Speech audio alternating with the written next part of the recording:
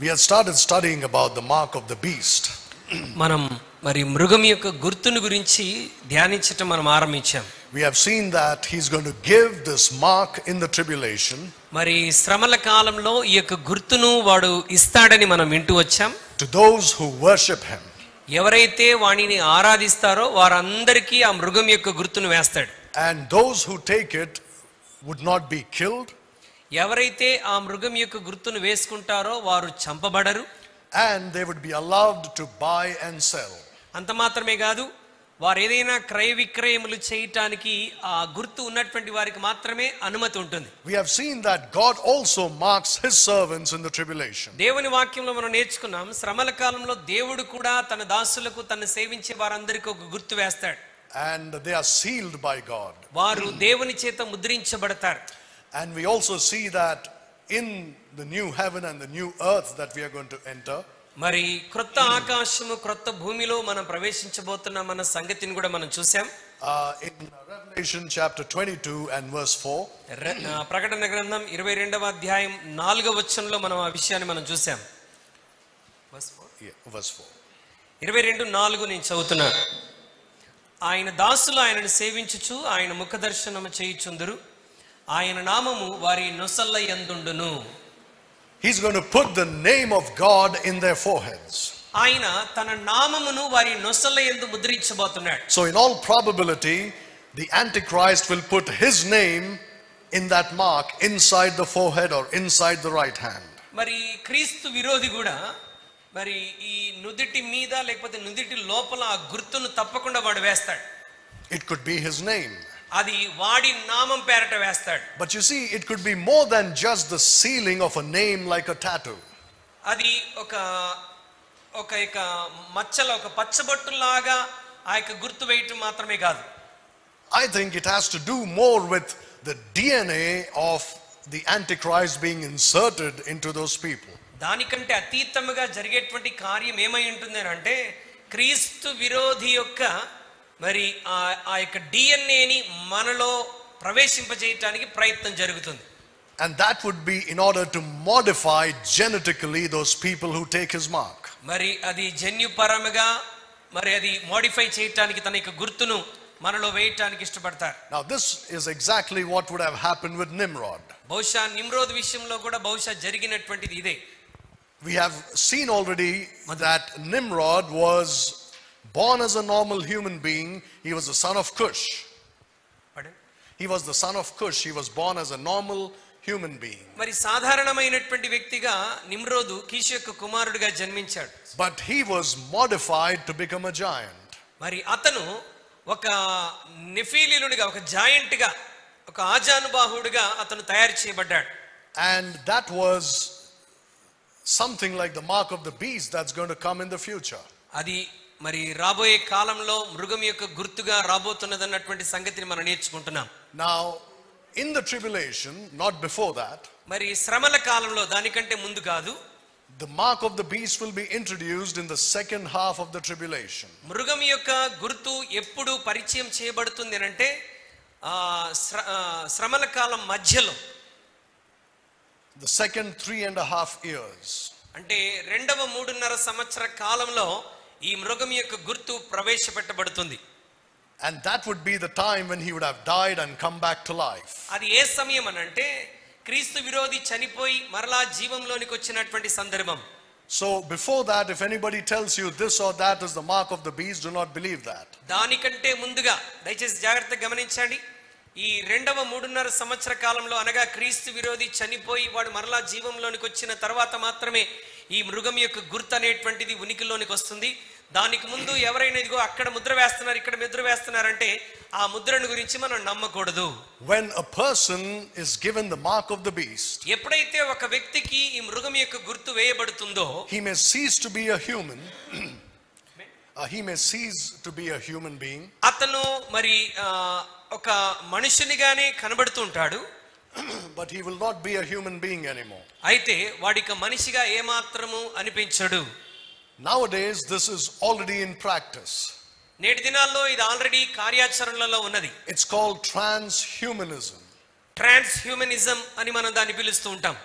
Trans means to transcend, ట్రాన్స్ అంటే మార్పిడి, to become more than.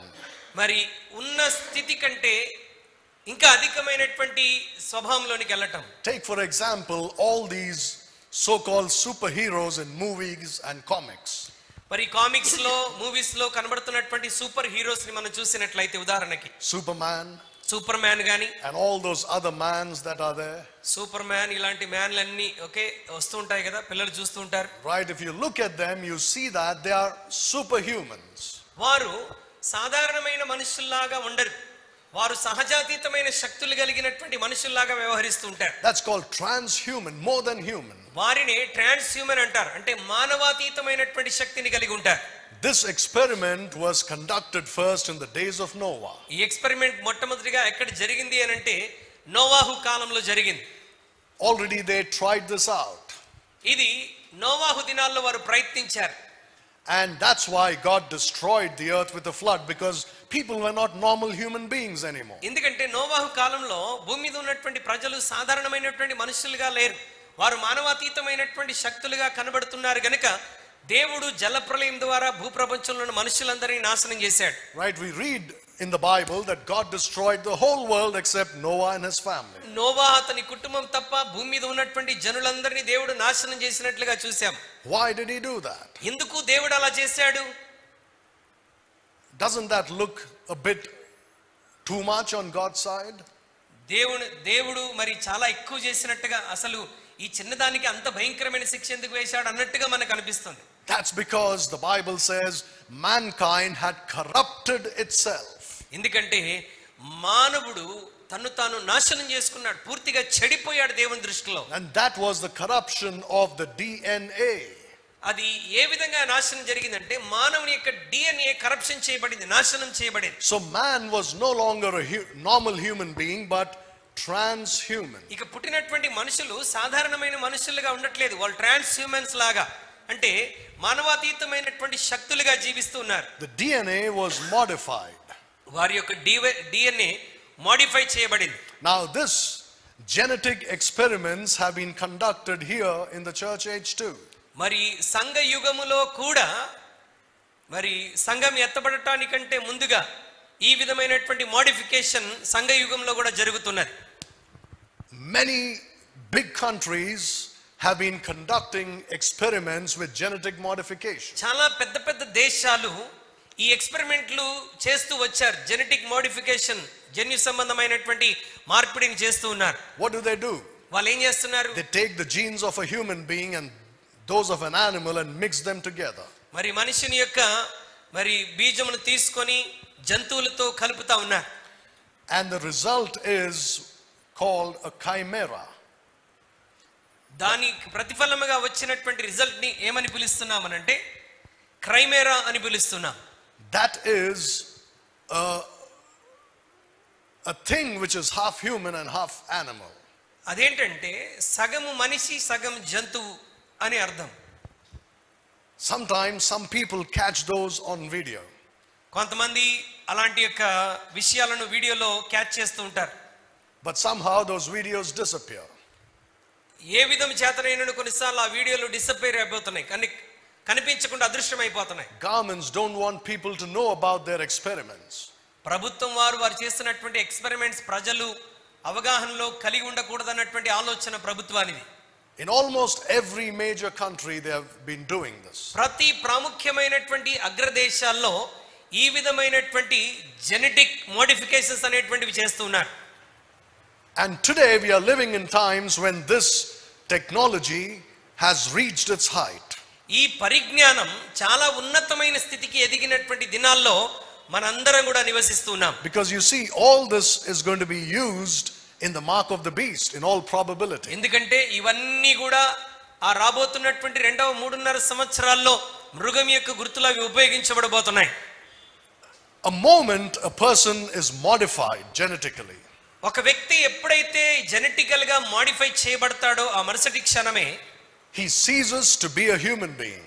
అతను ఇక ఏమాత్రము మానవుడిగా సాధారణమైన వ్యక్తిగా అనిపించడు. Now there has been rumors that Russia has developed what they call super soldiers.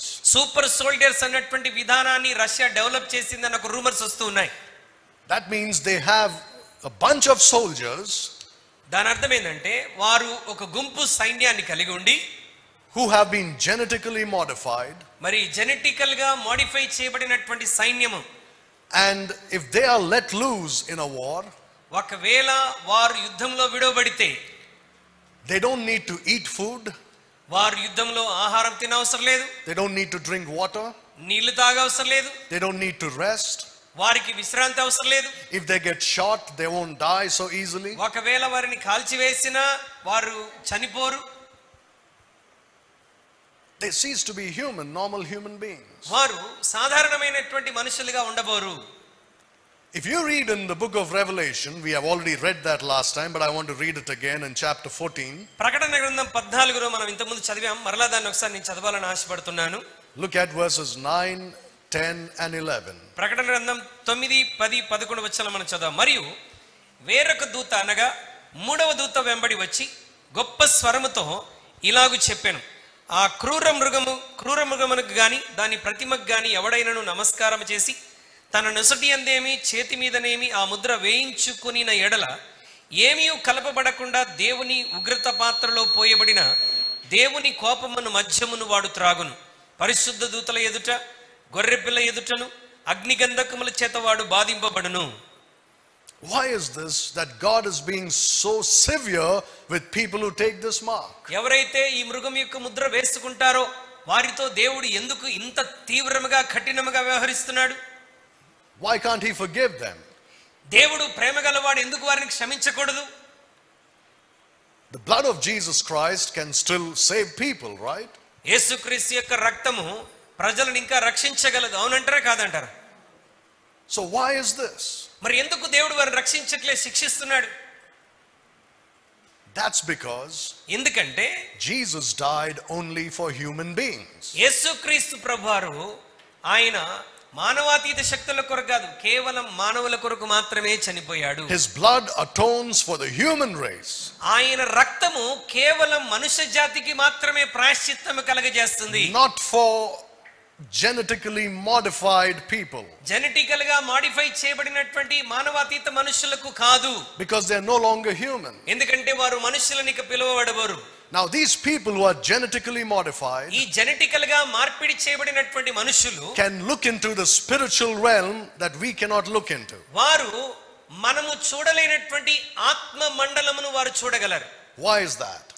అది ఎలా సాధ్యమవుతుంది? Now if you know, animals have a sense which can perceive spirits if they are around. మరి జంతువులకు కూడా మరి గ్రహించగలిగినటువంటి ఆత్మ కలిగి ఉంటుంది. Right? They can perceive, they have an understanding, they can look into somewhat into the spiritual realm. మరి ఆత్మ మండలంలో కొన్ని విషయాలను జంతువులు కూడా గ్రహించగలిగినటువంటి సామర్థ్యం ఉన్నది. And because they have the genes of animals in them, ఈ మనుషులు జంతు సంబంధమైనటువంటి జన్యువులను వారి యొక్క శరీరంలో కలిగి ఉన్నారు గనుక they will have the ability to look into the spiritual realm. వారు కూడా ఆత్మ మండలంలోనికి చూడగలిగినటువంటి సామర్థ్యంతో నింపబడతారు. And they will have the ability to interact with unclean spirits. వారు అపవిత్రాత్మలతో కూడా మాట్లాడగలిగిన, సంభాషించగలిగినటువంటి శక్తిని కలిగి ఉంటారు. So they are beyond redemption. అంటే వారు విమోచింపబడటానికి అతీతముగా ఉన్నటువంటి వారు. This has been called by various names throughout history. చరిత్రలో ఈ విధమైనటువంటి వాటన్నిటిని రకరకాల పేర్లతో పిలువబడుతున్నారు. People were always in search of eternal life. ప్రజలు ఎప్పుడు కూడా నిత్య జీవమున కొరకు వెదుకులాటలో కనబడుతున్నారు. Even when it comes to Nimrod, that was the purpose, to become immortal. Nimrod విషయంలో కూడా మనం ఆలోచన చేస్తే ఆయన అసలు నశించిపోయినటువంటి వాడుగా ఉండటానికి ఆశపడ్డాడు. His grandson Gilgamesh went in search of this fruit that can give him eternal life. Gilgamesh అనేటువంటి నిమ్రోద్ యొక్క మనవడు కూడా నిత్య జీవము కొరకై ఉన్నటువంటి ఆ ఫలం ఏదైనా తినాలని వాడు వెతుకుతూ వచ్చాడు. In some countries it was the search for the fountain of youth, as it's called. మరి కొన్ని దేశాల్లో దానిని నిత్య యవ్వనము కొరకు జీవించడానికి మరి కావలసినటువంటి ఊటాన్ని పిలిచేటువంటి వారు. Some people directly said they were searching for the tree of life that was there in the Garden of Eden. కొంతమంది నేరుగా ఏం చెప్తూ వచ్చారంటే ఏదెను తోటలో దేవుడు పెట్టినటువంటి నిత్యము జీవించగలిగిన జీవవృక్ష ఫలము కొరకు వెదుకుచున్నాం అంటున్నారు. But science also is doing the same scientifically. మరి సైన్స్ కూడా సైంటిఫికల్ గా అదే పని చేయడానికి ఎన్నో సంవత్సరాలుగా ప్రయత్నం చేస్తుంది. And that is known as the beast technology. That's what I would like to call it. దాన్ని ఏమని పిలుస్తారంటే బీస్ట్ టెక్నాలజీ, మృగం యొక్క పరిజ్ఞానం అని పిలుస్తూ ఉంటారు. How did they do it in our times? అయితే మన కాలంలో అవి ఏ విధంగా చేస్తూ ఉన్నారు? I won't say the words because that'll get the YouTube channel into trouble. మరి నేను ఆ పదాలు చెప్పను గాని ఆ పదాలు వాడితే మరి మన ఛానల్లో కొంచెం ఇబ్బంది అవుతుంది. I'll just write it here. నేను వాటిని ఇక్కడ రాస్తాను. You see this? You may have heard of this many times in the recent years. ఈ పదాన్ని మీరు ఈ మధ్య కాలంలో చాలా సార్లు విని ఉంటారు. I can give you the full form, but you can look it up. I don't want to say those words. మరి నేను దానికి ఫుల్ ఫామ్ ఇవ్వగలను గాని మీరు తర్వాత దాని గురించి చూడండి. You see, a messenger, right? That's what that M stands for, messenger. ఆ ఎం అనేటువంటిది మెసెంజర్, వర్తమానికుడు అన్నటువంటి మాటకు సంబంధించినది. The messenger carries instructions from the DNA. Messenger అనేటువంటిది మరి డిఎన్ఏ నుండి ఇన్స్ట్రక్షన్స్ అనేటువంటివి చేరవేస్తుంది. Right, you have this, it's like it's taking a message. It takes a message to from the DNA. ఇది డిఎన్ఏ నుండి సందేశాన్ని తీసుకొని వెళ్తుంది And delivers it to the cells in the body. DNA నుండి సందేశాన్ని తీసుకొని వెళ్ళి శరీరంలో ఉన్నటువంటి సెల్స్ కి అది పంపుతుంది. And that is why it's called a messenger. అందుకే దాన్ని మెసెంజర్ అని మనం పిలుస్తున్నాం. They have experimented on this for 30 years. దాదాపు 30 సంవత్సరాలు దీని మీద వారు పరిశోధన చేశారు. And now they are using it in this. ఇప్పుడు దాన్ని వారు దేనిలో వాడుతున్నారంటే They are using it in these. మరి వాటిల్లో వాడుతున్నారు. Right? అర్థమైందా మీకు? What you take here. Right. So why are they using this? మరి వీటిని ఎందుకు వాటిలో వాడుతున్నారు? It has been used in the recent times. Remember what came in recent times? ఈ మధ్య కాలంలో కూడా వీటిని ఉపయోగించారు. Right? So in these they use this. మరి ఆ సమయంలో మనందరి తెలిసినట్టుగా దాన్ని ఎక్కువగా వాడకంలో ఉంచారు. They have experimented on this. It has not been proved. It was just an experiment. వారు ఎక్స్పెరిమెంట్ చేశారు అంతే, అది రుజువు చేయబడలేదు. They used a technology in this. వారు దీనిలో ఉపయోగించినటువంటి పరిజ్ఞానం technology can change humanity itself. వారు ఉపయోగించినటువంటి టెక్నాలజీ మానవున్నే మార్చివేయగలిగిన సామర్థ్యం గలది. They can genetically modify human beings. జన్యుపరముగా మానవుని పూర్తిగా మార్చివేయగల సామర్థ్యం దానికి ఉంటుంది. With the technology that has been used in these. దీనిలో ఉపయోగించినటువంటి టెక్నాలజీ, ఆ పదం నేను పలకట్లేదు, దానిలో ఉపయోగించినటువంటి technology can modify the genes of the human being. మనిషి యొక్క జీన్స్ ని మోడిఫై చేయగలిగిన సామర్థ్యం దానికి ఉన్నది. I won't go into the details because it's difficult to talk about it without using the specific terms. మరి నేను ఇంకా లోతుగా నేను చెప్పట్లేదు, ఎందుకంటే ఆ కొన్ని పదాలు వాడకుండా దాన్ని వివరించలేము గనుక ఆ పదాలు నేను ఇక్కడ వాడలేను. But you see, it was an experiment. అదొక పరిశోధన చేయబడింది. And it didn't go very well. అయితే ఆ పరిశోధన అంత విజయవంతంగా ముందుకు వెళ్ళలేదు. That's why many people who had these have died. అందువలనే వీటిని వేసుకున్నటువంటి చాలా మంది రకరకాల బలహీనలతో ఈ మధ్య కాలంలో చాలా మంది చనిపోతూ వచ్చారు. Suddenly their heart stops. కొంతమందికి అకస్మాత్తుగా హార్ట్ అటాక్ రావటం. And in the United States they did some experiments on those who died like that.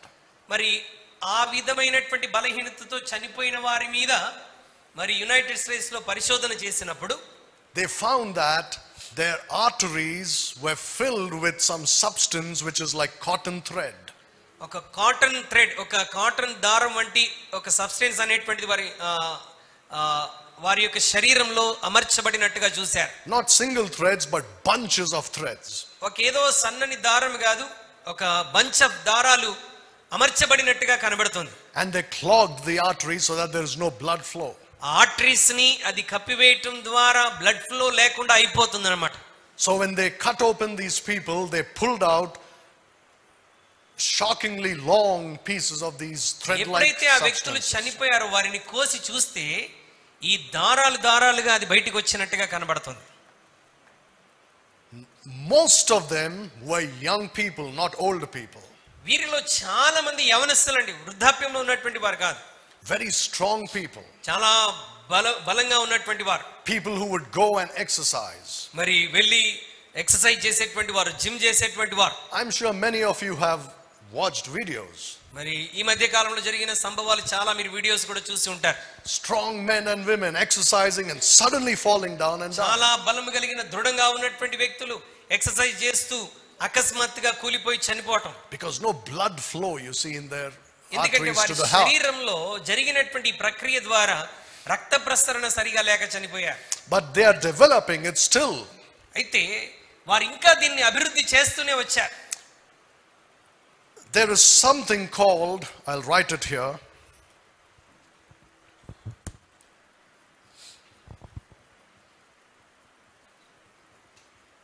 They're using something called this. ఈ పేరుతో ఉన్నటువంటి దాన్ని ఉపయోగిస్తున్నారు, కనబడుతుందా? It is something which contains microscopic robots. మైక్రోస్కోపిక్స్ రోబాట్స్ అనేటువంటి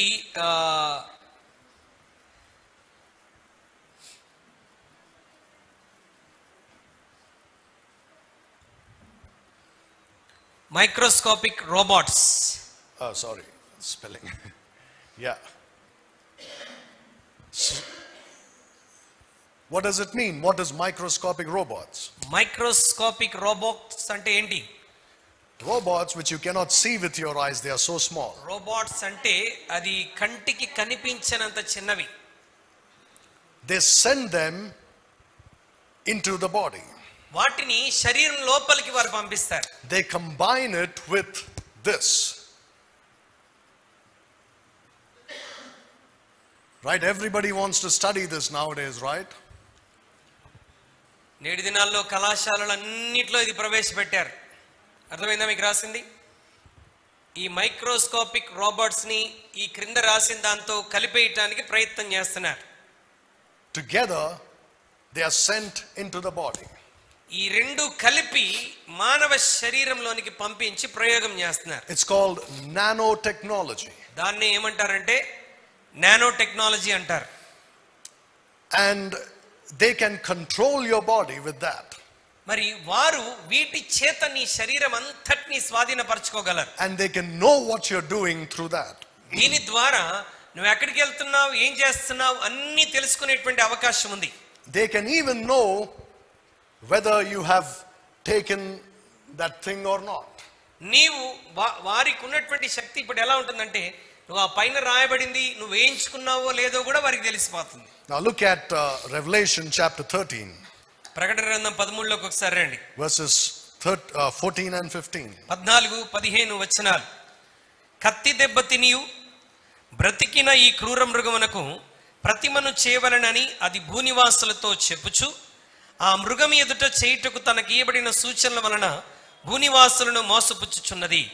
మరియు ఆ మృగం యొక్క ప్రతిమ మాట్లాడునట్లును ఆ మృగం యొక్క ప్రతిమకు నమస్కారము చేయని వారిని హతము చేయనట్లును ఆ మృగం యొక్క ప్రతిమకు ప్రాణం ఇచ్చుటకై దానికి అధికారం ఇయ్యబడెను.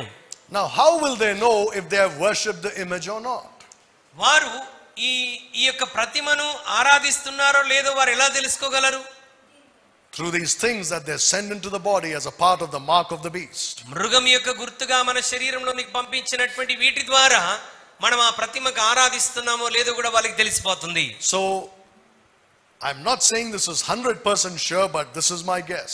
ఇది 100% ఖచ్చితమని నేను ఈ మాట చెప్పట్లేదు, కానీ నేను భావిస్తున్నటువంటి మాట మీతో చెప్తున్నాను. That the mark of the beast will have something to do with this. You know what I'm talking about. మరి ఈ మార్క్ ఆఫ్ ద బీస్ట్ మృగం యొక్క గుర్తు అనేటువంటిది మరి దీనిలో చేయబడుతుంది. That's why we read it's given inside the right hand or inside the forehead. అందుకే అది నుదిటి లోపల గాని లేకపోతే కుడి భుజంలో గాని ఇవ్వబడుతున్నది.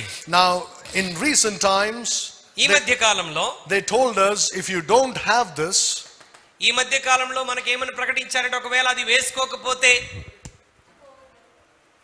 what did they tell you? No jobs. అది వేసుకోకపోతే సర్టిఫికెట్ లేకపోతే ఉద్యోగాలు ఉండవు, శాలరీస్ ఉండవు. They forced you to do this, right? కాబట్టి మనందరినీ అది వేసుకునేటట్టు ఏం చేశారు? బలవంతం చేశారు. Right, they told you. How many of you have heard this?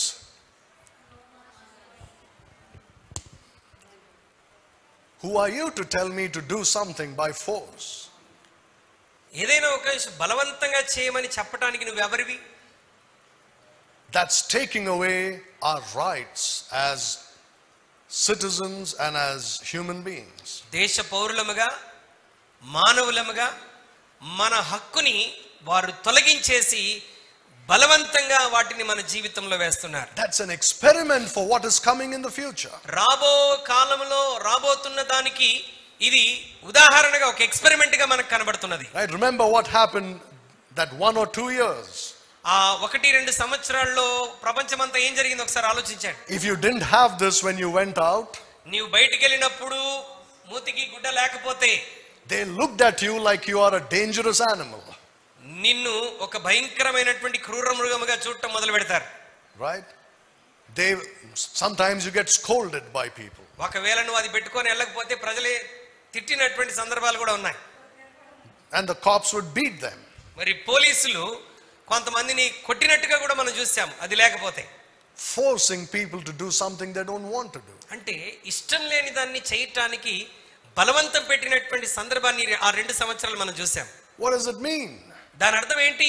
It's practice, you know, like rehearsal for what's coming in the future. భవిష్యత్తులో రాబోతున్న దానికి ఇక్కడ ఏం జరిగింది? రిహార్సల్ జరిగింది.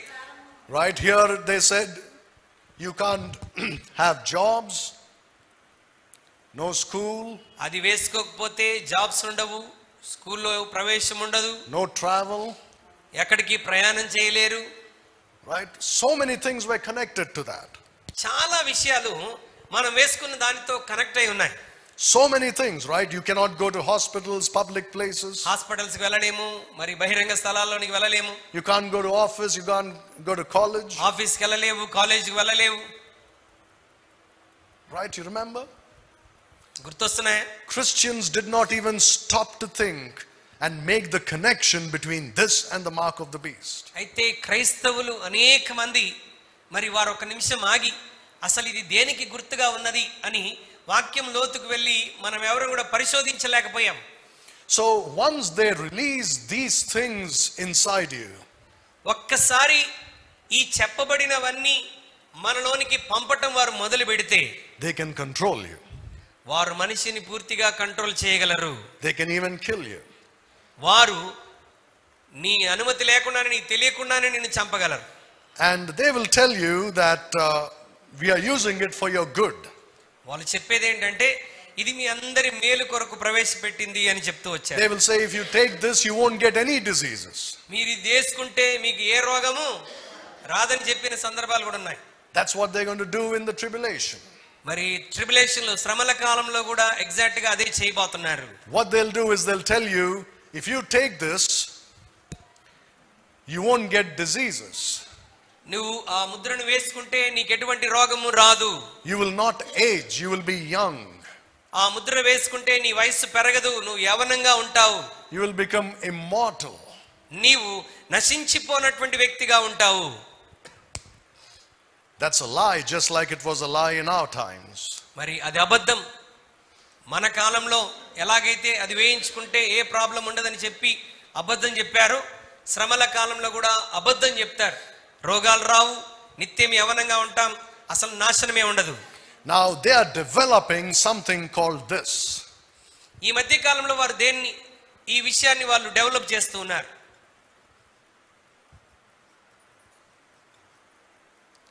They are developing something called this. అక్కడ రాయబడినటువంటి దాన్ని వారు డెవలప్ చేస్తూ ఉన్నారు. Look at the name itself. ఆ పేరు చూడండి, ఆ పేరు ఎలా రాయబడిందో చూడండి. This is this.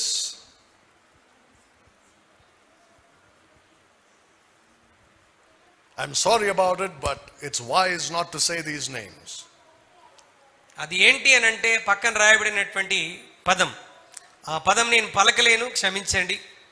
They take that and insert it through those things above. మరి వాటిని తీసుకొని ఆ పై విషయాలతో కలిపి మానవ శరీరంలోనికి పంపిస్తారు. And that thing, that the bottom thing that I've written there has in it a digital code. ఇక్కడ రాయబడినటువంటి దానిలో ఒక డిజిటల్ కోడ్ అనేటువంటిది ఉంటుంది. If that digital code is scanned, ఆ డిజిటల్ కోడ్ స్కాన్ చేయబడుతుంది. in the computer it will show whether you have taken this or not. ఈ digital code scan చేయబడినప్పుడు అసలు నువ్వు ఇవి వేసుకున్నావా లేదా అని అన్ని క్లియర్ గా కనబడతాయి. They will say you have to take this. వాళ్ళేమంటారు, నువ్వు ఖచ్చితంగా ఇది వేసుకోవాలి. Just like they forced you to take this. మరి ఈ మధ్య కాలంలో అది వేసుకోవడానికి ఎలాగైతే మనల్ని ఫోర్స్ చేశారో, శ్రమల కాలంలో కూడా ఇది తప్పకుండా వేసుకోవాలని ఫోర్స్ చేస్తారు. Because you see in the tribulation what is there according to Jesus Christ. యేసుక్రీస్తు ప్రభువారు చెప్పినట్టుగా మరి శ్రమల కాలంలో ఏం జరగబోతున్నది? There will be pestilences, right? Matthew 24. మరి 24వ అధ్యాయంలో మనం చూసాం. Matthew 24. He says there will be pestilences.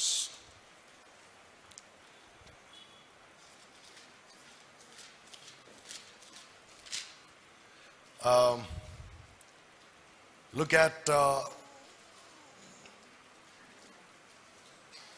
verse 6, verse 7. 7వ వచనం. జనం మీదికి జనమును, రాజ్యం మీదికి రాజ్యం లేచును, అక్కడక్కడ కరువులు భూకంపములు కలుగును, ఇవన్నీ వేదనలకు ప్రారంభము. Maybe before that. 6 verse. Yes. మరియు మీరు యుద్ధ సమాచారాల గురించి వినబోదురు, మీరు కలవరపడకుండా చూచుకొనుడి, ఇవన్నీ జరగవలసి ఉన్నది గాని అంతము వెంటనే రాదు. The word pestilences is not there. Okay, so Jesus, I'm really surprised, maybe it's there somewhere, because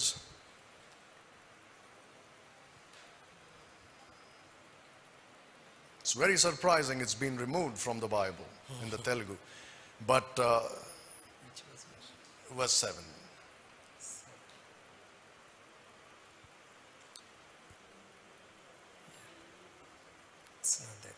It's not there. Okay, so there'll be famines. కరువులు ఉంటాయి. And yes, there'll be famines and there'll be pestilences. మరి అక్కడక్కడ కరువులు, భూకంపములు, ఈ pestilence అనేవి కలుగుతూ ఉంటాయి. What is a pestilence? Pestilence అంటే like what we have seen recently. ఈ మధ్య కాలంలో మనం చూసాం తెగుళ్ళు. Yeah, Jesus said they'll be there. మరి తెగుళ్ళు, రకరకాల తెగుళ్ళు అనేటువంటి వస్తాయి. So they'll say, in order to escape these things you have to take this. వాళ్ళు ఏమని చెప్తారంటే, ఈ తెగుళ్ళన్నింటినీ మీరు అధిగమించాలి అని అంటే తప్పకుండా ఈ గుర్తు వేసుకోవాలి. If you don't take it, you will be a danger to humanity. ఒకవేళ మీరు అది వేసుకోకపోతే మానవ జాతికి అది ప్రమాదం అని మనల్ని బలవంతం చేస్తారు. You see that it's already been tried once. Can you see? చూడండి, భవిష్యత్తులో జరగబోయేటువంటిది ఆల్రెడీ మన కాలంలోనే ఒకసారి ట్రైనింగ్ జరిగిపోయింది వాళ్ళకి. It's a trial. అంటే ఒక ట్రయల్ వేస్తా ఉన్నారు. And they were successful. ఈ ట్రయల్ లో వారు విజయం సాధించారు కూడా. What did they do? వారు ఏం చేశారు? You remember what they did? They said, don't go out. బయటికి వెళ్ళొద్దు అని చెప్పేశారు. They put fear in people's hearts. అంటే మనుషుల గుండెల్లో భయాన్ని పెట్టేశారు. And you remember, right in the beginning we were all scared. ప్రారంభంలో మనందరము భయపడిపోయాం. People were running to shops to buy things and store up. ప్రజలు మరి షాప్స్ కి వెళ్ళి పరిగెత్తి మరి చాలా రోజులకు కావలసిన ఆహార పదార్థాలను కొని దాచుకున్నారు. They were not stepping out of their homes. వారు ఇంట్లో నుంచి బయట అడుగు వేయటానికి కూడా భయపడిపోయారు. They were showing pictures in television, right? People dying, their bodies being burned. ప్రజలు చనిపోతున్నారని, మరి శవాలు కుప్పలు కుప్పలుగా పడిపోతున్నాయి, శవాలు కాల్చేస్తున్నారు, ఇవన్నీ చూపించి భయపెట్టారు. I'll tell you something. ఒక విషయం చెప్తున్నాను, అదంతా అబద్ధం. Yeah. That was only to put fear. అది కేవలం మనుషుల గుండెల్లో భయం పెడతానికి. To see how they can, what did they do with this? దీంతో వాళ్ళు ఏం చేశారు?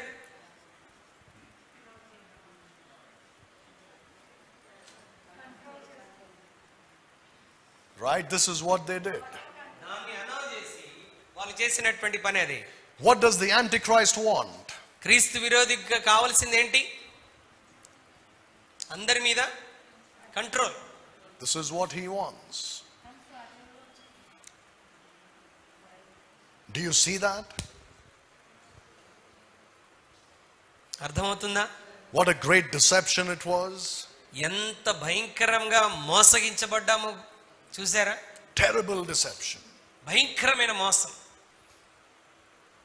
They said, oh, you'll be safe if you take those. వీటిని వేసుకుంటే మీకు ఏ ప్రమాదం ఉండదు, మీరు భద్రంగా ఉంటారు. But కానీ the only thing is you will die. They didn't tell you that. వాళ్ళు మీకు చెప్పని విషయం ఏంటంటే మీరు చచ్చిపోతారు అన్న విషయం మాత్రం దాచేశారు. The Bible says these people call good evil and evil good. They reverse everything. ఈ ప్రజలు మంచిని చెడని, చెడును మంచి అని ప్రకటించేటువంటి వారు. By the way, have you heard of this?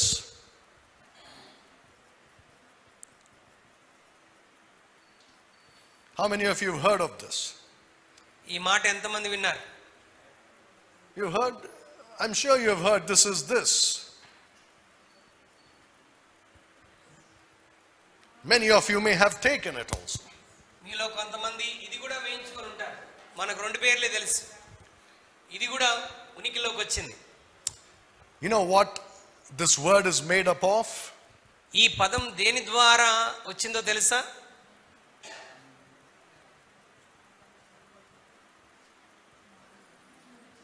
That's what this word means. I hope you're able to follow. ఆ రెండు పదాలు కలిపి వచ్చినటువంటి మాటే కింద రాయబడినటువంటిది. This has been modified. ఇది మార్పు చెందించారు. And they used it in this. దానిని వారు దీనిలో ఉపయోగించారు. And the result? రిజల్ట్ ఏంటి?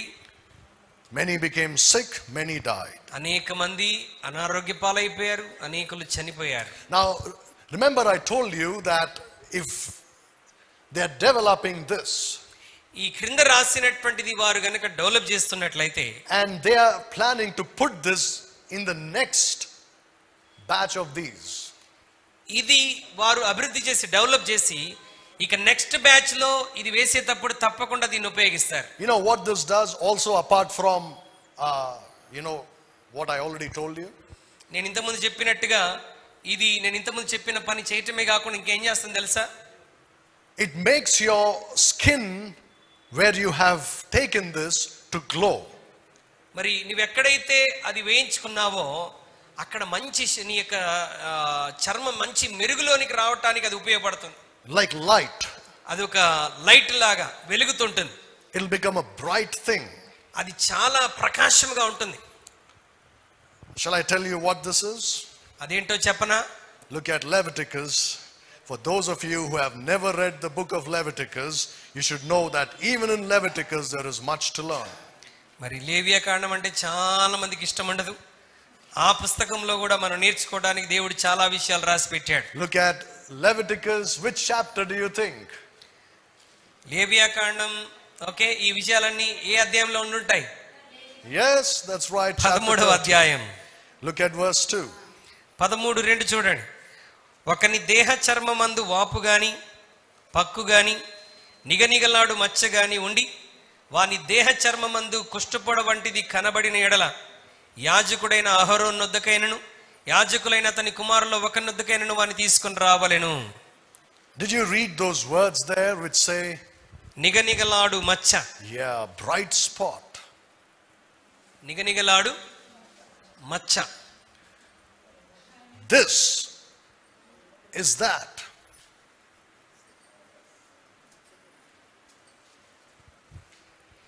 ఇది మనిషి శరీరంలో పంపించడం ద్వారా ఈ నిగనిగలాడు మచ్చగా ఆ భాగం ఉంటుంది. But you know what the Bible calls it? అయితే బైబిల్ దాన్ని ఏమని పిలుస్తుంది తెలుసా? It calls it a leprosy. దాన్ని బైబిల్ కుష్ఠపొడ అని పిలుస్తున్నది. Now look at verses 24 and 25. 24-25 వచనాలు చూద్దాం. దద్దురు కలిగిన దేహ చర్మమందు ఆ వాత ఎర్రగానే గాని తెల్లగానే గాని నిగనిగలాడు తెల్లని మచ్చగానే గాని ఉండిన ఎడల 25. యాజకుడు దాన్ని చూడవలెను. నిగనిగలాడు ఆ మచ్చలోని వెంట్రుకలు తెల్లబారిన ఎడలను, అది చర్మము కంటే పల్లముగా కనబడిన ఎడలను, అది వాత వలన పుట్టిన కుష్ఠపొడ, యాజకుడు వాడు అపవిత్రుడని నిర్ణయింపవలెను, అది కుష్ఠము. They will be promised saying you won't get anything if you take this. వారు ఏమని వాగ్దానం చేస్తారంటే మీరు ఇది వేయించుకుంటే మీకు ఎట్టి రోగము రాదు. But కానీ in the tribulation when they take it they get something like leprosy. శ్రమల కాలం రెండవ భాగంలో జరిగేటువంటిది ఏంటంటే ఇది ఎప్పుడైతే వేయించుకుంటారో వారికి రోగం వస్తుంది. Now look at Revelation chapter 16. ప్రకటన గ్రంథం 16లోకి ఒకసారి రండి. Revelation chapter 16, look at verses 1 to 2. ప్రకటన గ్రంథం 16 1-2 వచనాలు. మరియు మీరు పోయి దేవుని కోపంతో నిండిన ఆ 7 పాత్రను భూమి మీద కుమ్మరించుడని ఆలయంలో నుండి గొప్ప స్వరం ఆ 7 దేవదూతలతో చెప్పగా వింటిని. అంతటా మొదటి దూత వెలుపలికి వచ్చి తన పాత్రను భూమి మీద కుమ్మరింపగా ఆ క్రూర మృగం యొక్క ముద్ర గల వారికిని దాని ప్రతిమకును నమస్కారం చేయు వారికిని బాధకరమైన చెడ్డ పుండు పుట్టెను. You see that? ముద్ర వేయించుకున్న వారికి ఏం పుట్టిందంట? బాధకరమైన చెడ్డ పుండు పుట్టెను. If it's only a tattoo, that will never do that. ఒకవేళ అది కేవలం ఒక టాటూ లాంటిది, ఒక మచ్చే అని అనుకుంటే కుదరదు. It won't make a sore like this. అది కేవలం ఒక మచ్చే అయితే ఇలాంటి పరిణామం ఏమి ఉండవు. People take tattoos every day today. చూడండి, నేటి దినాల్లో చాలా మంది రకరకాల మరి టాటూస్ వేయించుకుంటూ ఉంటారు. Of course it's very bad for health, no doubt. అది ఖచ్చితంగా ఆరోగ్యానికి చాలా చెడ్డది, దాంట్లో ఎటువంటి సందేహం లేదు. Because that needle that they use to put the tattoo goes inside beneath your skin. ఎందుకంటే ఆ టాటూ వేయటానికి ఉపయోగించేటువంటి ఆ సూది శరీరం లోపలికి వెళ్తుంది. And it goes and deposits very harmful substances there. అది లోపలికి వెళ్ళి శరీరానికి ప్రమాదకరమైనటువంటి పదార్థాన్ని లోపల వదిలిపెడుతుంది. So people get cancer and things like that. వాటి ద్వారా ప్రజలకు క్యాన్సర్ వంటి జబ్బులు వస్తున్నాయి. But కానీ this is not like that. అయితే ఇది అలాంటిది కాదు. This is something that has been given to the people. ఇది ప్రజలకు ఇవ్వబడినటువంటిది. ఎటువంటిది అంటే that it causes a grievous and noisome sore. మరి బాధకరమైనటువంటి చెడ్డ పుండు పుడుతుందంట.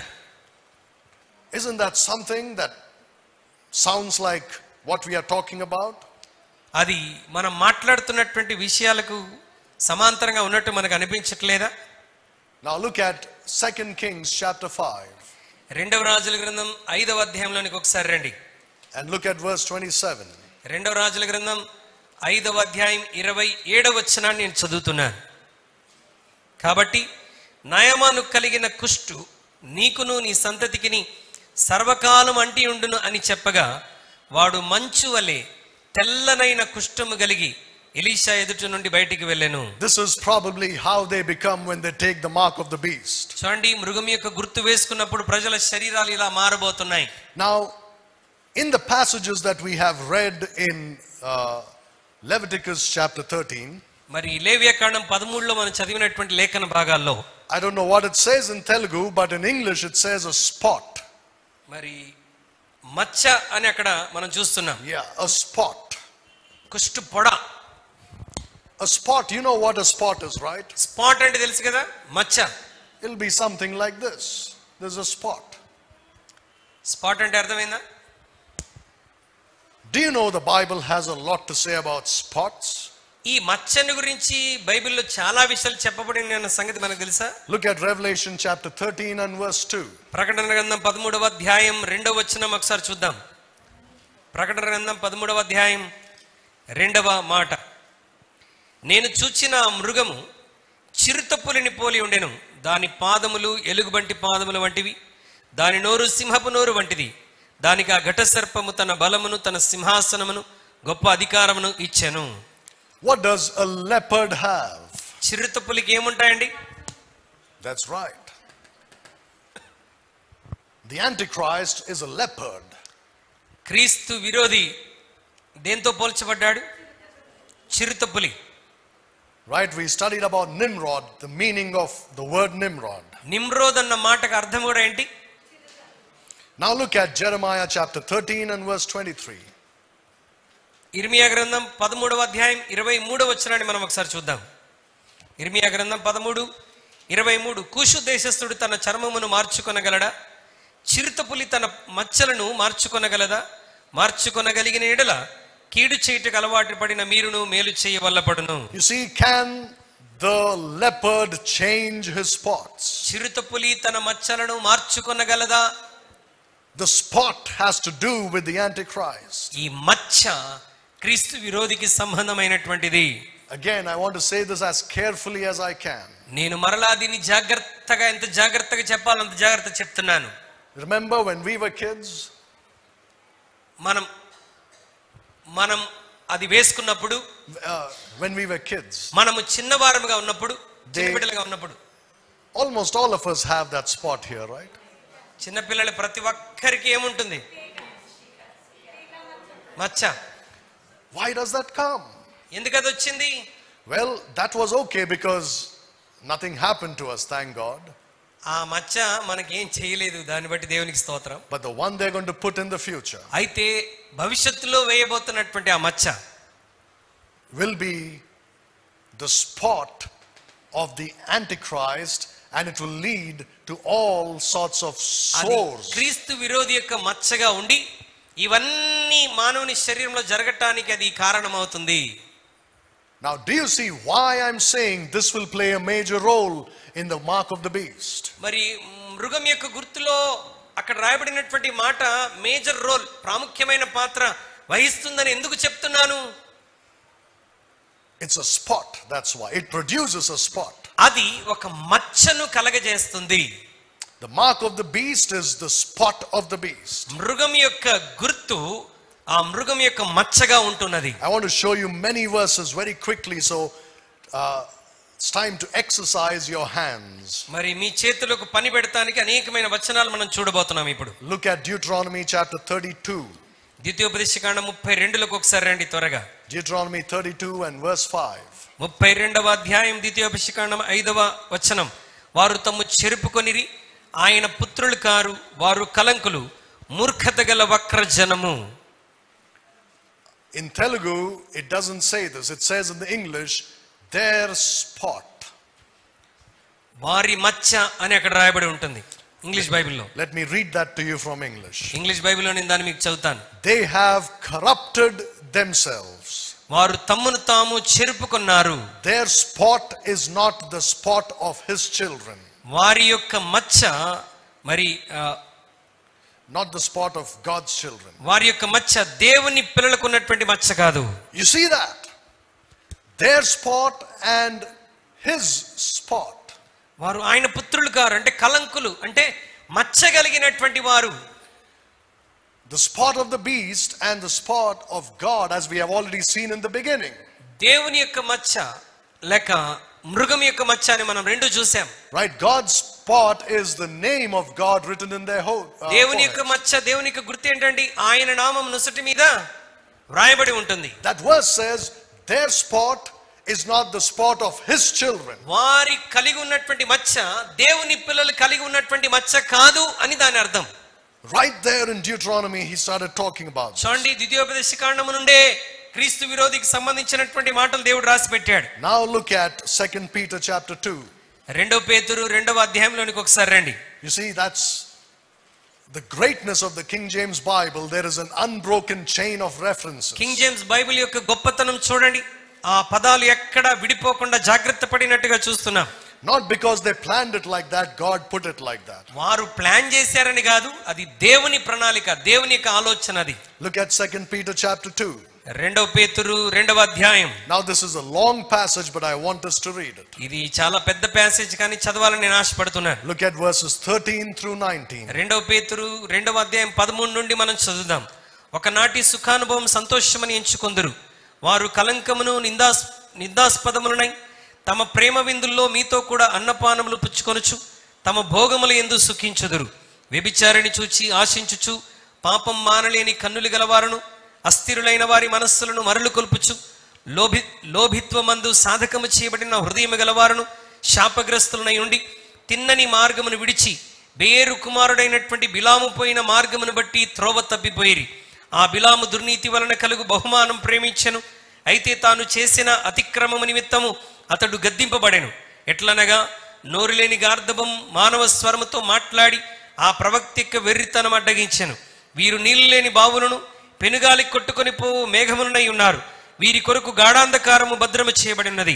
వీరు వ్యర్థమైన డంబపు మాటలు పలుకుచు తామే శరీర సంబంధమైన దురాశలు గలవారై తప్పు మార్గమందు నడుచు వారిలో నుండి అప్పుడే తప్పించుకొనిన వారిని పోకిరి చేష్టల చేత మరలు కొల్పుచున్నారు. తామే భ్రష్టత్వమునకు దాసులై ఉండి అట్టి వారికి స్వాతంత్రమిత్తునని చెప్పుదురు.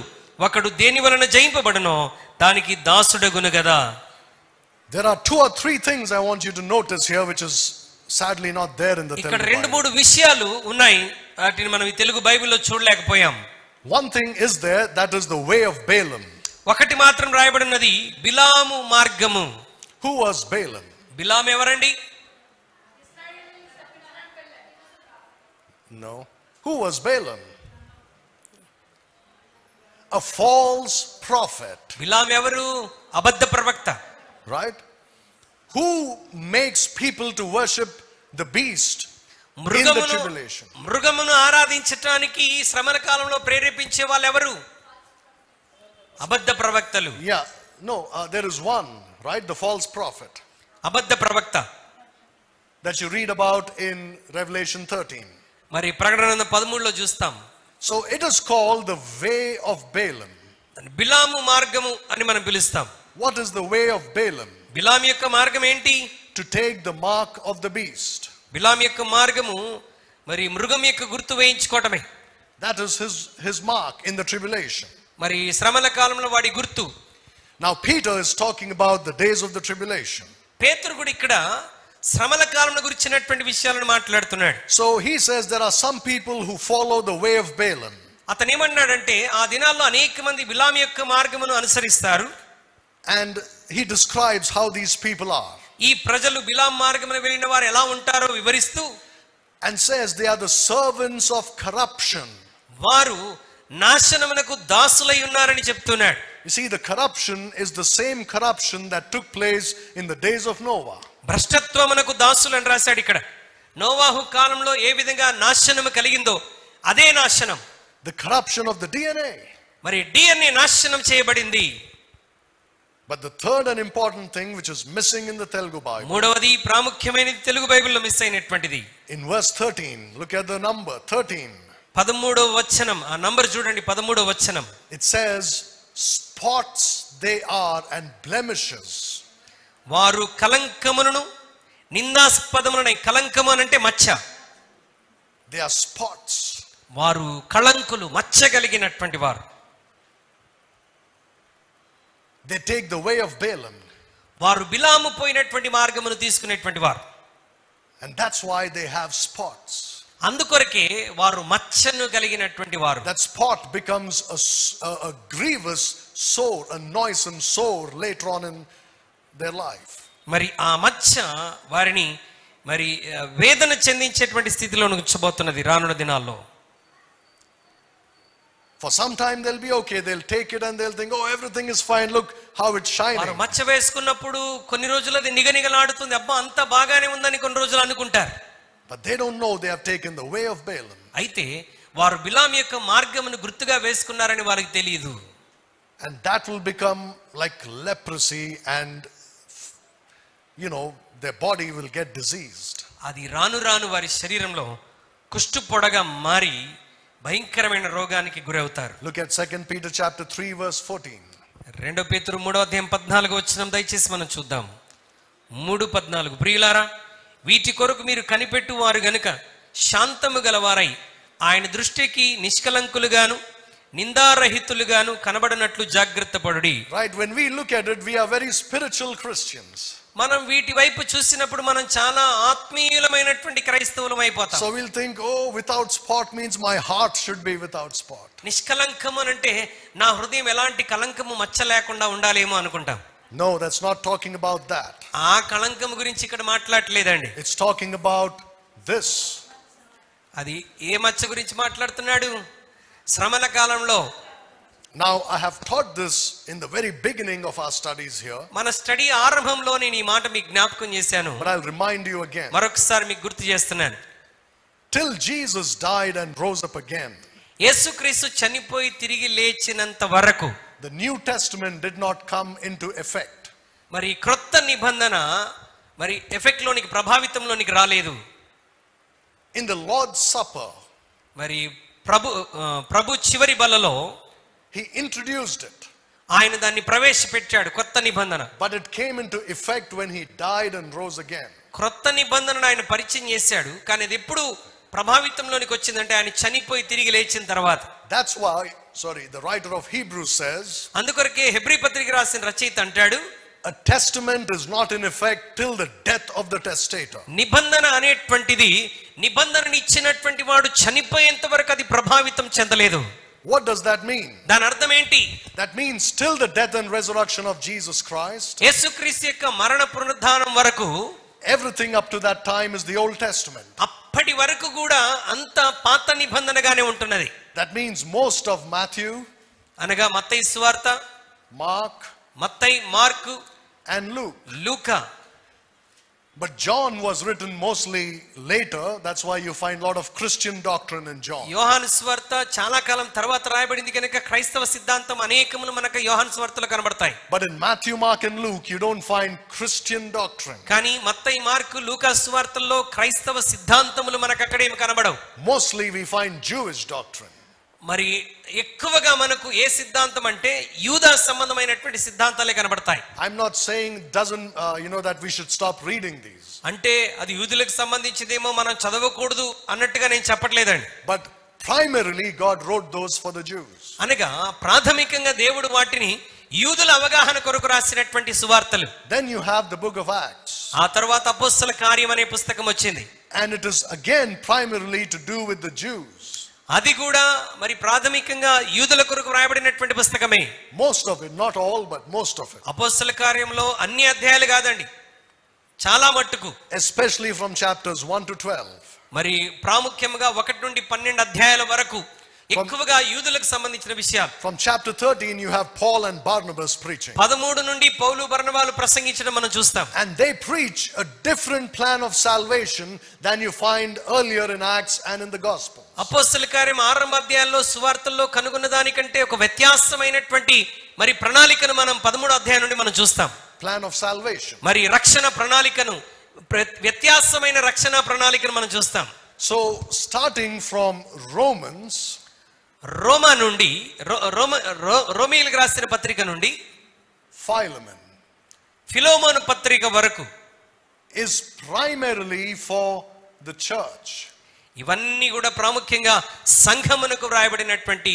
That fits with what Paul writes from Romans to Philemon is for us, whether it's in the Old Testament or New Testament. పాత నిబంధనలో నుంచైనా క్రొత్త నిబంధనలో నుంచైనా రోమీయులకు నుండి ఫిలోమోను వరకు పౌలు రాసినటువంటి సంభవాలన్నీ కూడా సంఘానికి సంబంధించినటువంటివి. What I mean is, let's take for example the Old Testament. ఉదాహరణకి నా అర్థం ఏంటంటే, ఉదాహరణకి పాత నిబంధన గ్రంథంలో there is something that you read ఒక విషయాన్ని మనం అక్కడ చదువుతాం. and you think, is this applicable to me or not? ఒక విషయాన్ని చదివి మనం ఏమనుకుంటామంటే ఇది నాకు అన్వయించుకోవచ్చా లేదా. How will you know? అది మనకి ఎలా తెలుస్తుంది? You will know if that does not contradict what Paul has written, it's for you. మరి పౌలు చెప్పిన దానికి అది వ్యతిరేకించకపోతే అది ఖచ్చితంగా నీకు సంబంధించిందే. If it is contradicting what Paul says, పౌలు చెప్పిన బోధకు పాత నిబంధనలో చదివింది వ్యతిరేకంగా అనిపిస్తున్నట్లయితే it doesn't apply to a Christian in the church age. అది సంఘ యుగంలో ఉన్నటువంటి క్రైస్తవునికి అవలంబించదు. For example, ఉదాహరణకి Matthew 24:13. మత్తయి సువార్త 24:13. He that shall endure unto the end shall be saved. మరి అంతం వరకు సహించువాడే రక్షింపబడును. Right? How many of you read that? మీలో ఎంతమంది ఆ మాటను చదివారు? You've read it. మనందరం ఆ మాటను చదివాం. But it contradicts what Paul says.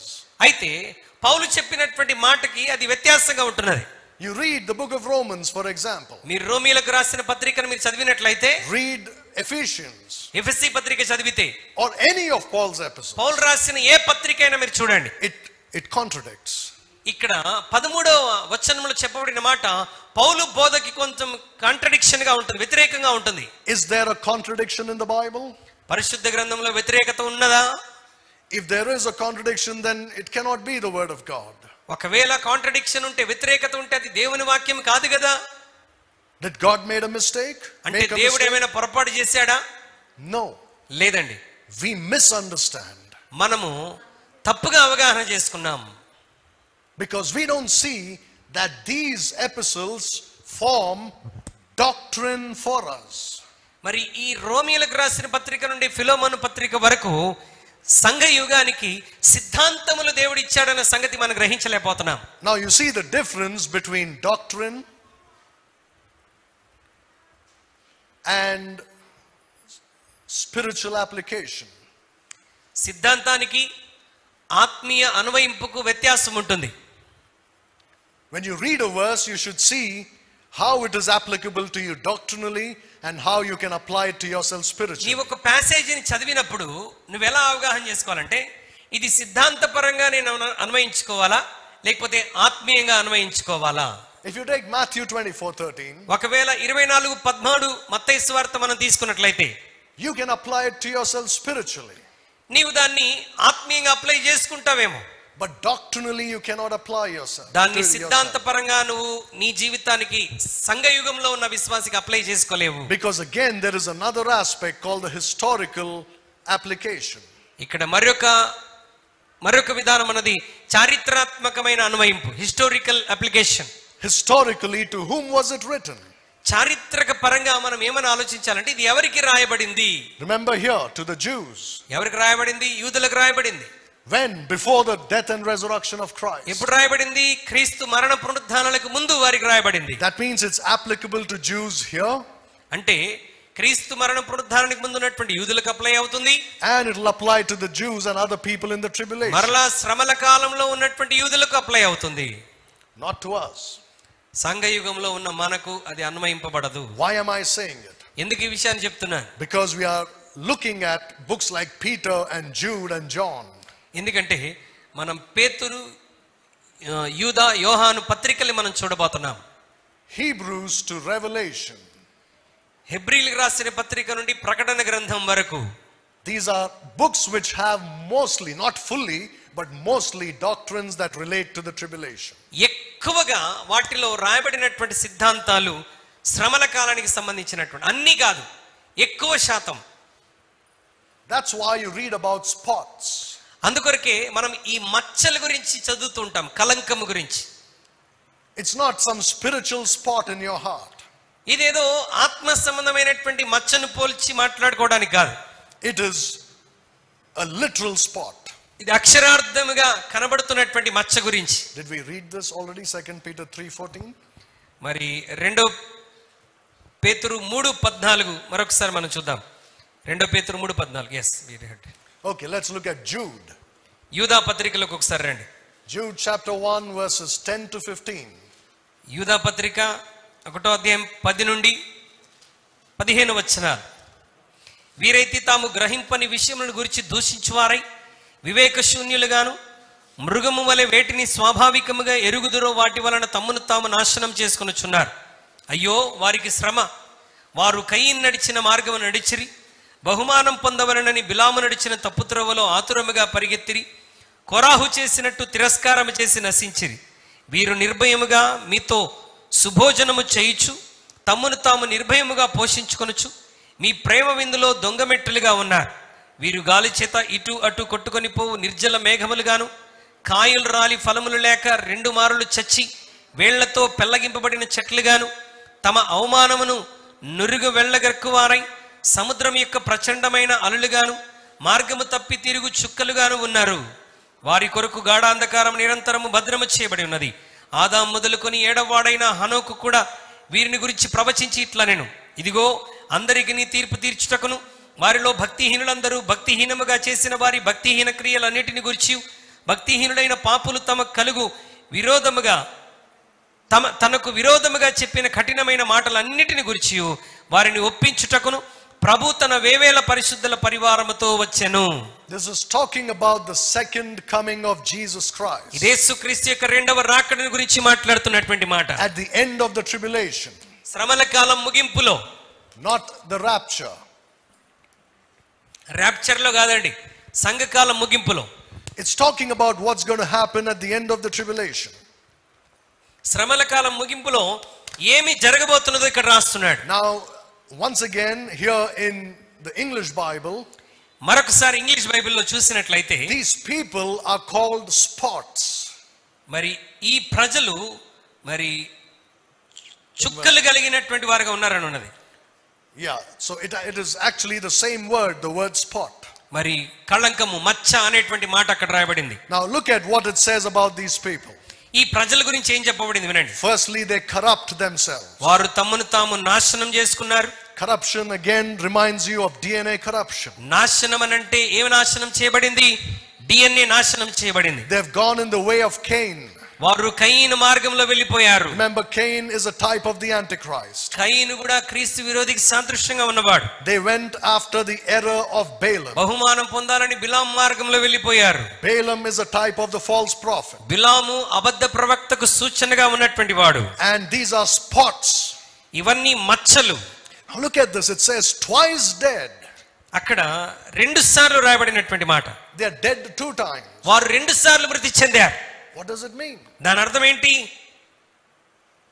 They die the first time వారు మొదటిసారి మృతి చెందారు when they are genetically modified.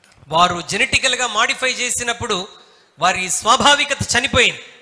Then they die another time and burn in hell forever. వారు నిత్య నరకములో రెండవసారి చనిపోతున్నారు. And that happens at the second advent of Jesus Christ, which Enoch spoke about. అది ఎప్పుడు జరుగుతుందంటే హనోకు ప్రవచించినట్టుగా క్రీస్తు యొక్క రెండవ రాకడలో. You see, the spot is to do, there is a connection with what we spoke about. చూడండి, మచ్చ ఎక్కువగా మనకు తెలిసినట్టుగా దేని గురించి మాట్లాడుతుంది?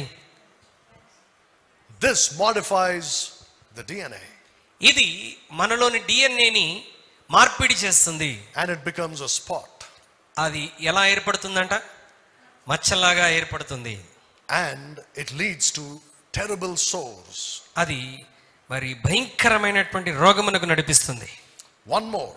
మరొక విషయం. One more long passage. మరొక ప్యాసేజ్. Look at Job. యోబు గ్రంథంలోనికి ఒకసారి రండి. Chapter 11. యోబు గ్రంథం 11వ అధ్యాయం. You know where we will start? 11వ అధ్యాయం అంటే ఎక్కడ స్టార్ట్ చేస్తాం చెప్పండి? Verse 13. 13వ వచనం నుండి Right to verse 20. 13 నుండి చివరి వరకు మనం చదువుదాం.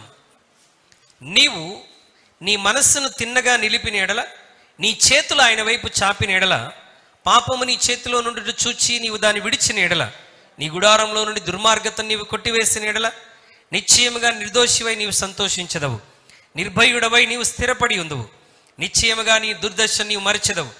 దాటిపోయిన పారు నీటిని జ్ఞాపకం చేసుకున్నట్లు నీవు దాన్ని జ్ఞాపకం చేసుకునేదవు. అప్పుడు నీ బ్రతుకు మధ్యాహ్న కాల తేజస్సు కంటే అధికముగా ప్రకాశించును. చీకటి కమ్మినను అది అరుణోదయం వలె కాంతిగా నుండును. నమ్మకమునకు ఆస్పాదము కలుగును గనుక నీవు ధైర్యముగా ఉందువు. నీ ఇంటిని నీవు పరిశోధించి సురక్షితముగా పండుకొందువు. ఎవరి భయం లేకుండా నీవు పడుకొందువు. అనేకులు నీతో విన్నపములు చేసెదరు. దుష్టుల కనుచూపు క్షీణించిపోవును. వారికి ఆశ్రయమేమీ ఉండదు. ప్రాణము ఎప్పుడు విడిచెదమా అని వారు ఎదురు చూచుచుందురు. Did you know that Job is one of the greatest pictures of the Jew in the tribulation? యోబు ఎలాంటి వ్యక్తి అనంటే శ్రమల కాలంలో ఉన్నటువంటి ఒక అద్భుతమైన యూదునికి సూచనగా ఉన్నటువంటి వాడు. They will suffer in the tribulation like Job suffered.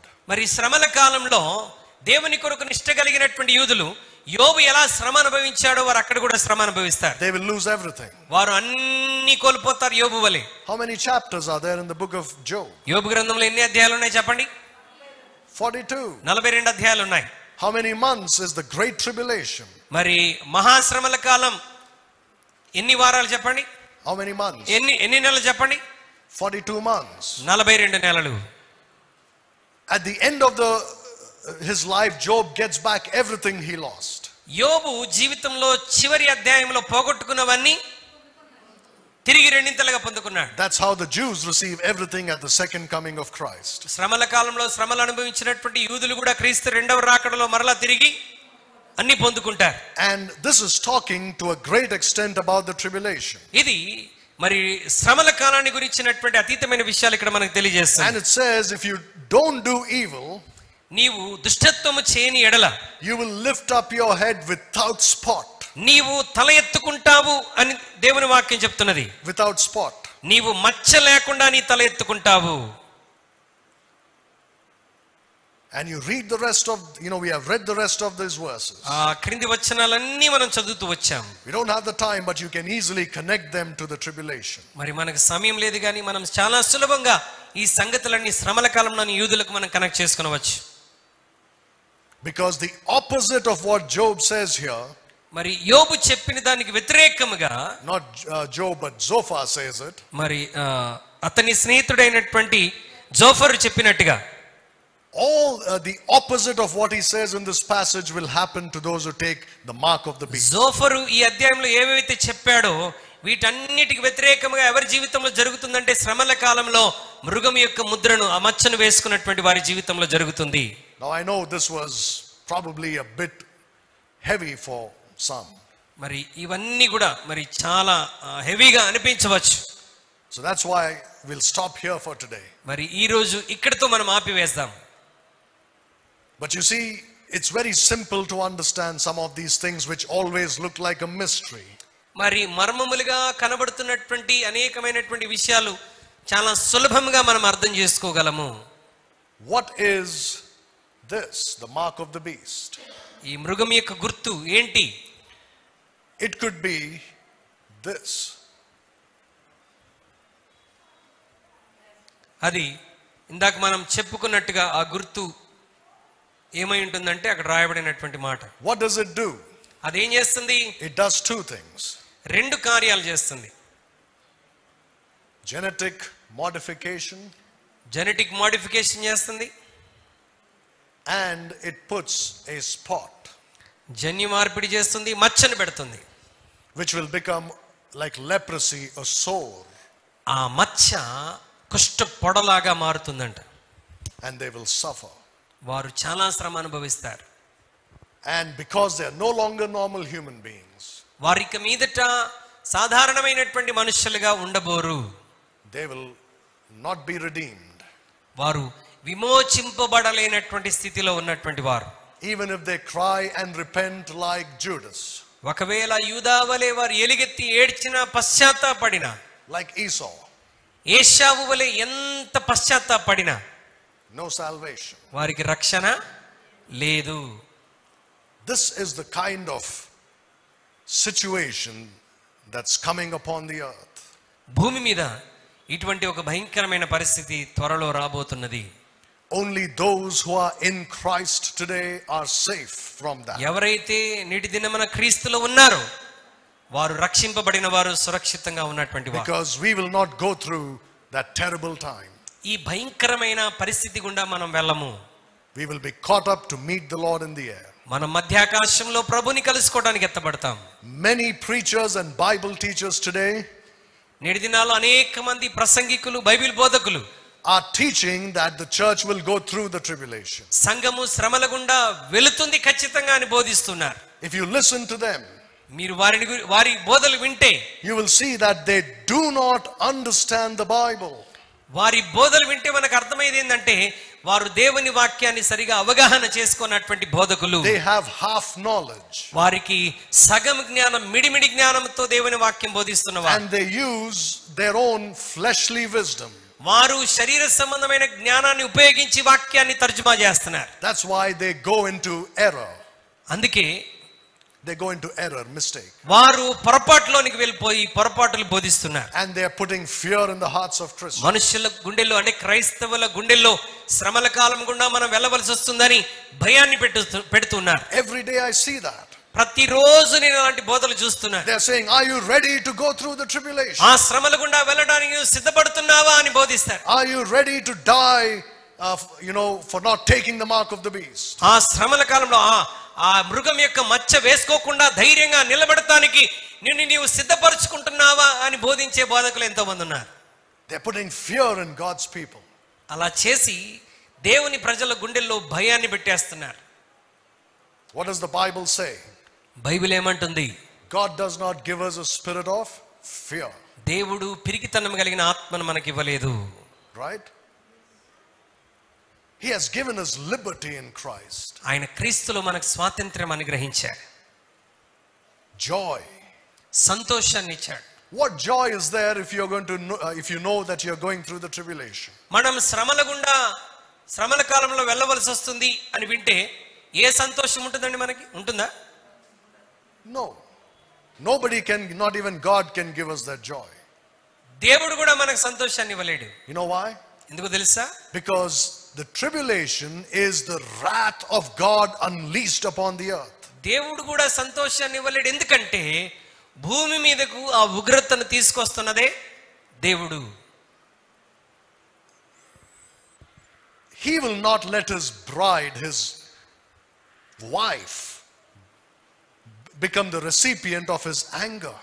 దేవుడు తన ప్రియురాలికి, తన సంఘానికి, తను ప్రేమించే తన భార్యకు మరి ఆ ఉగ్రతని ఇస్తాడంటారా? No. ఇవ్వడండి. Then he's lying in the Bible if he does that.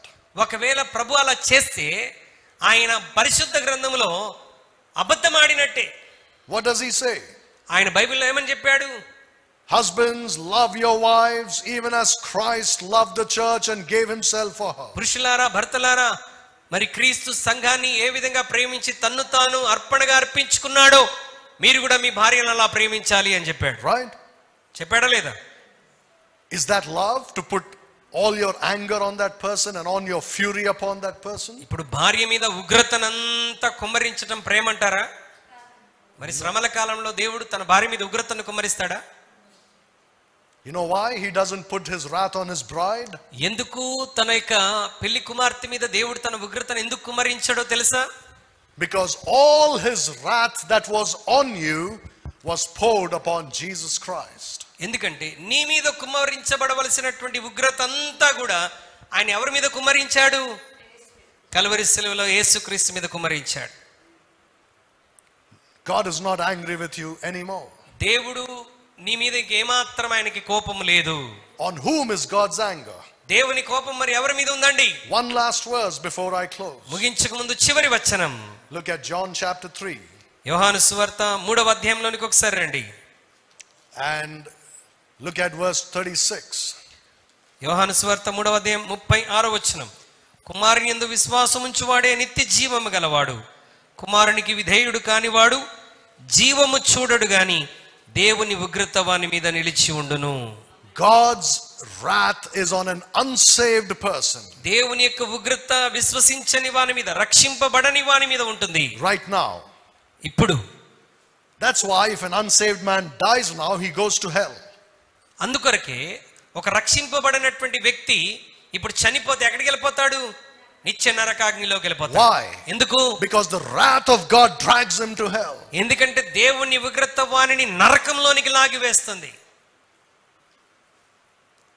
Do you understand what I'm saying? నేనేం చెప్తున్నానో గ్రహిస్తున్నావా?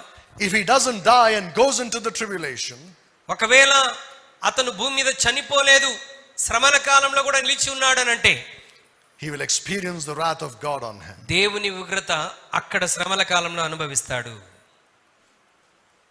It's a horrible thing to go through that. ఆ మహాశ్రమల గుండా వెళ్ళటం చాలా భయంకరమైనటువంటి పరిస్థితి. That's why I want to ask you a question. అందుకే నేను మిమ్మల్ని ఒక ప్రశ్న అడుగుతున్నాను. Are you saved? నీవు రక్షించబడ్డావా? Are you sure that you are saved? నీవు రక్షించబడ్డావన్న నిశ్చయత నీకున్నదా? Do you have the assurance in your heart that if you die tonight, you will go to heaven? నీ హృదయంలో ఈ నిశ్చయత ఉందా? ఈ రోజు నేను చనిపోతే నేను నిశ్చయముగా పరలోకానికి వెళ్తాను. I'm not asking if you think maybe I will go to heaven. బహుశా నేను వెళ్తానేమో అని నువ్వు ఆలోచిస్తున్నావా నేను అడగట్లేదు. If you ask a Roman Catholic, that's what they'll tell you mostly. Roman Catholics అడిగితే వారు చెప్పేటువంటి మాట అది, బహుశా వెళ్తానేమో అని అంటారు. If you are a child of God, there is no doubt in your heart. ఒకవేళ నువ్వు దేవుని బిడ్డవైతే నువ్వు వెళ్తావు అనటంలో ఏ సందేహము లేదు. You know what the Bible says in the book of Romans chapter 8? రోమాపత్రిక 8వ అధ్యాయంలో బైబిల్ ఏమని చెప్తుందో తెలుసా? The Holy Spirit himself bears witness with our spirit that we are the sons of God, children of God. పరిశుద్ధాత్ముడే మనం ఆయన కుమారులమని మనల్ని గురించి సాక్ష్యం ఇస్తూ ఉన్నాడు. In you నీలో ఉన్న పరిశుద్ధాత్ముడు gives witness to your heart, to your spirit. నీ హృదయానికి నీ ఆత్మకి సాక్ష్యం ఇస్తున్నాడు. So if you are born again and if you are walking with Jesus ఒకవేళ Christ, నువ్వు తిరిగి జన్మించిన క్రైస్తవుడు యేసుక్రీస్తుతో కూడా నడుస్తున్నట్లయితే you will have that assurance beyond any shadow of doubt that if I die now, I'm going to heaven. ఏ విధమైన సందేహం లేకుండా నీ హృదయంలో ఒక నిశ్చయత కలిగి ఉంటావు, నేను ఈ క్షణంలో చనిపోయినా నేను పరలోకంలో ఉంటాను. So that means no fear of death. అనగా మరణం యొక్క భయమేమి మన జీవితంలో ఉండదు. But if you're an unsaved person, ఒకవేళ నువ్వు రక్షింపబడని వ్యక్తివైతే now would be a good time to get saved. రక్షింపబడటానికి నీకు ఇదే అనుకూలమైన సమయం. You can get saved right now where you are. నీవు ఉన్న స్థలంలో ఇప్పటికిప్పుడే నువ్వు రక్షింపబడగలవు. It doesn't matter if you're here or you're watching us from నీవు ఇక్కడ మందిరంలో ఉన్నా, లైవ్ లో వీక్షిస్తున్నా, wherever you are, you can stop for a minute and ask Jesus Christ to be your savior. నువ్వు ఎక్కడ ఉన్నా ఒక్క క్షణం ఆగి యేసుక్రీస్తు ప్రభువా నువ్వు నాకు రక్షకుడిగా ఉండాలని ఆయన యందు విశ్వాసం ఉంచగలిగితే, This is all you have to do. నువ్వు చేయాల్సిన పనుల్లో ఇదే.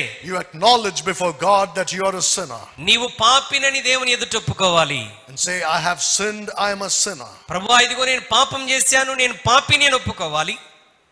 and believe what the Bible says, that the wages of sin is death. పాపం వలన వచ్చు జీతం మరణం అని నేను నమ్ముచున్నాను. There are two deaths, the Bible says. Bible రెండు మరణాల గురించి చెప్తుంది. One is physical death. ఒకటి శరీర సంబంధమైన మరణం. Then it talks about a second death, ఆ తర్వాత రెండవ మరణం, where you will burn in the lake of fire forever. అది అగ్నిగుండములో నిత్యము నీవు కాలుతూనే ఉంటావు. That is God's judgment on you. అది రక్షింపబడని నీపై దేవుని యొక్క తీర్పు. But you don't have to take that.